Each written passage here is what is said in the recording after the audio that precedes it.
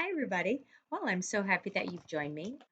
If it says the year 2021, it's because everything has crashed on OLS and everything, and you can't think of any other assignments to do. So you're like, I'm going to hop online and listen to Miss Molinari read the OLS story for yesterday and today. Well, I'm going to do that, and we have a special guest here if she decides to lift her head up. It's not Mia, it's Susan. It's the other cat, one of the cats in the house. There you go.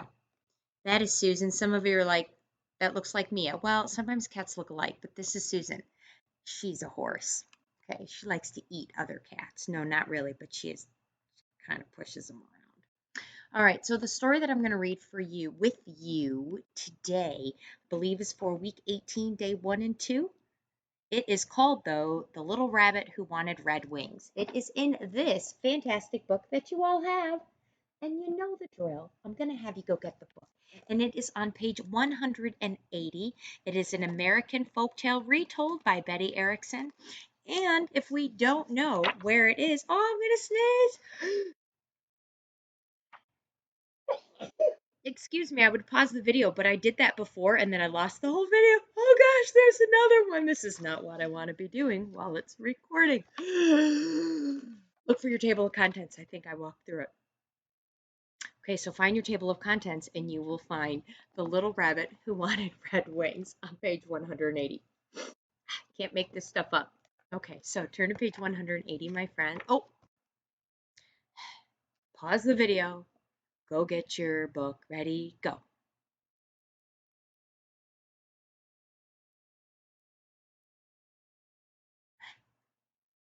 Hi, you're back. Okay, good, good. I got Mia over there staring at me going, why are you making weird faces? Susan could care less, and you're going, come on, Miss Molinari, read the story.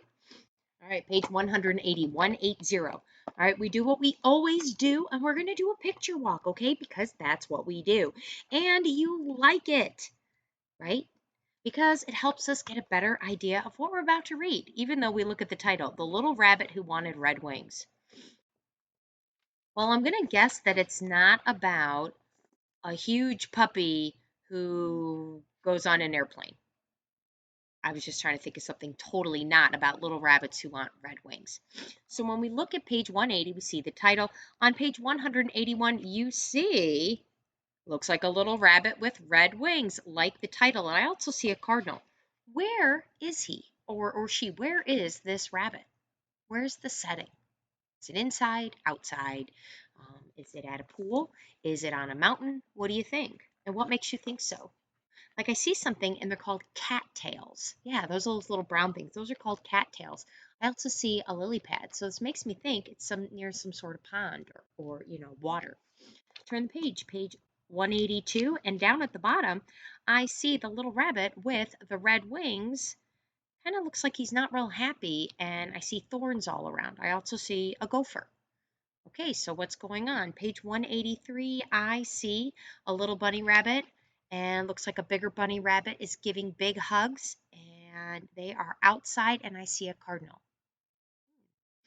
Now, if we go back to page 180 and look, this says it's an American folk tale retold by Betty Erickson.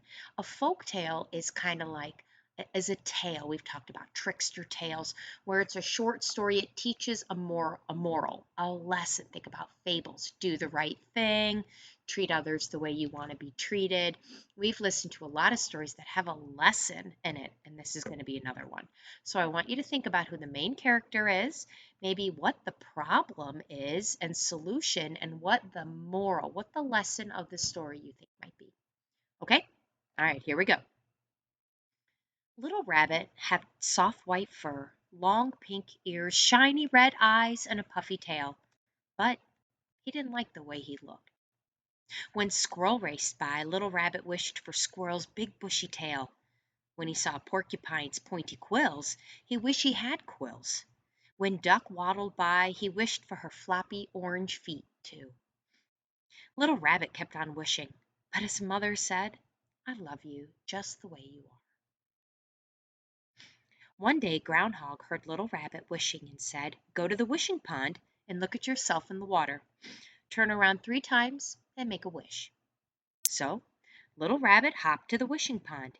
He saw himself in the pond and turned around 3 times. He sat down to think of a wish. While he was thinking, a red bird came by for a drink. Little Rabbit saw the bird and wished for red wings. Suddenly he could feel wings beginning to grow. The wings grew and grew. Turn the page. What would you do with red wings? Okay, page 182. Then Little Rabbit went off to show his mother his red wings. "Mother Rabbit, I'm home," he called. But Mother Rabbit didn't know him, as she had never seen a rabbit with red wings. It was getting dark, so Little Rabbit asked Porcupine if he could spend the night with him. Porcupine didn't know him either. Why don't they recognize him? Little Rabbit was tired and cold and hungry. He sat down on the path and cried. Groundhog found him and took him home for the night. The next morning Little Rabbit tried out his wings, but they didn't work. He got caught in a sticker bush and Groundhog had to get him out. "Don't you like your beautiful red wings?" Groundhog asked. "No," Little Rabbit cried. "No." Page 183. "Then go back to the wishing pond and make a wish," Groundhog said. So Little Rabbit hurried to the wishing pond. He saw himself in the pond. He turned around 3 times and wished to be himself again. Suddenly, the red wings disappeared. Then he went home as fast as he could hop. His mother said, "My little rabbit, you are home at last." She recognizes him, and he never went back to the wishing pond again. Okay, so what do you think this might have been about? Okay, I'm going to give you a hint. It is back on page 180, the first page, and it is 1, 2, 3 paragraphs in, 3 little indents, and it says, "Little Rabbit kept on wishing, but his mother said that." That's right, I'm pointing at you. That is the moral of the lesson of the story. So I want you to look at that and talk to your learning coach. By the way, if I do this, it means you're correct. That's silent, but you're correct.